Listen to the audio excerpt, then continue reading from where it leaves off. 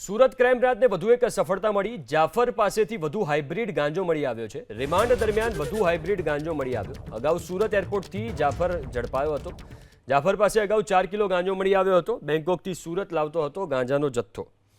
તો આ વિગતો મળી રહી છે એ પ્રમાણે જાફરની પાસેથી વધુ હાઇબ્રિડ ગાંજો મળી આવ્યો છે।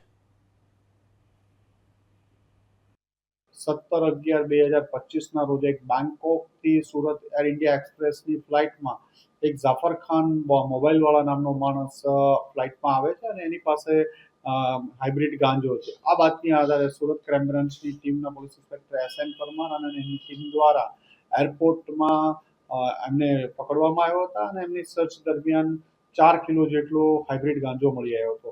આ રેડ દરમિયાન સુરત ક્રાઇમ બ્રાન્ચ ઉપરાંત Dumas police, air intelligence unit અને CISF ને પણ સાથે રાખવામાં આવ્યા હતા।